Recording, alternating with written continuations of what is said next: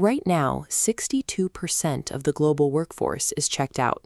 Analysts call the trend quiet quitting, and it is draining an estimated $8.9 trillion from the global economy every year. This chart compares that massive 62% segment of the global workforce against the sheer scale of that $8.9 trillion economic cost. But these workers haven't stormed out of the building.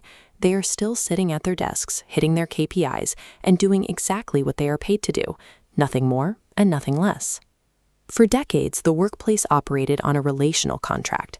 The implicit deal was that you trade long hours and weekend availability for a sense of belonging, safety, and community. We called it a work family.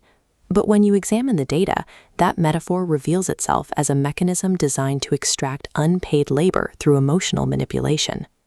Researchers call this phenomenon passion exploitation. It specifically targets professionals in mission-driven fields who care deeply about the people or causes they serve. Consider the classroom. Management researchers apply hero theory to explain how this exploitation begins. Labeling educators as heroes weaponizes altruism. It uses a noble title to pressure teachers into severe overwork, unpaid planning, and out-of-pocket expenses.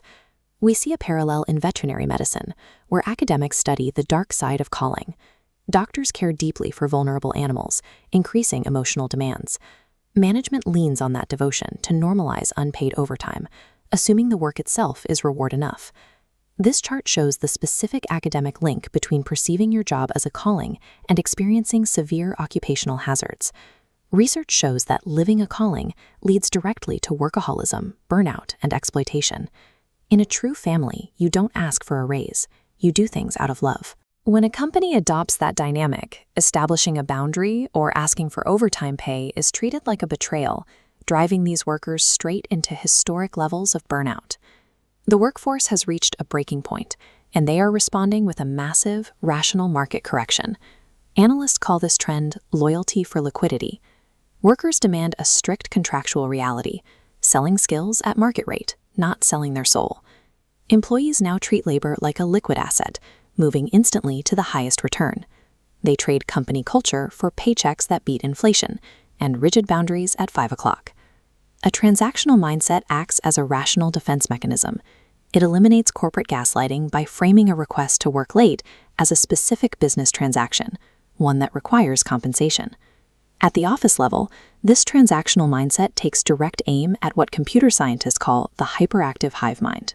We built a culture of digital accessibility dependent on modern corporate communication tools. Providing an immediate chat response became the primary way to prove dedication. The cognitive cost is enormous.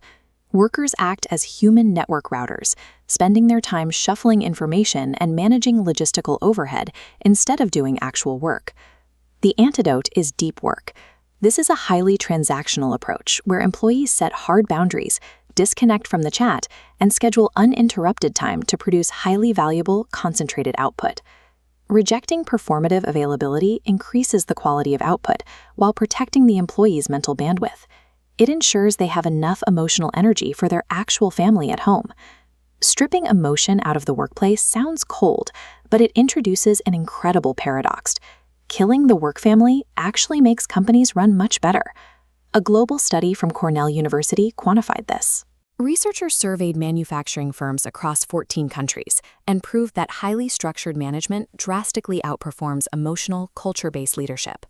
This chart compares concrete performance metrics, showing a clear trend. Highly structured firms generate significantly higher productivity, profitability, and export sales. The practices driving this are straightforward: objective performance tracking, clear production targets, and strictly merit-based HR generate higher aggregate income. Relying on unpaid passion introduced massive inefficiencies into business operations. It obscured true labor costs, allowing unprofitable zombie projects to survive solely on the backs of free labor. The portfolio era is replacing the office family model. The concept of the linear career ladder is fading. Professionals now manage their skills like a diversified investment portfolio, and companies no longer own an employee's time. They merely rent temporary access to specific capabilities. This structural shift is a massive relief for middle managers. Without the burden of acting as workplace therapists, leaders are free to focus entirely on logistics, strategy, and execution.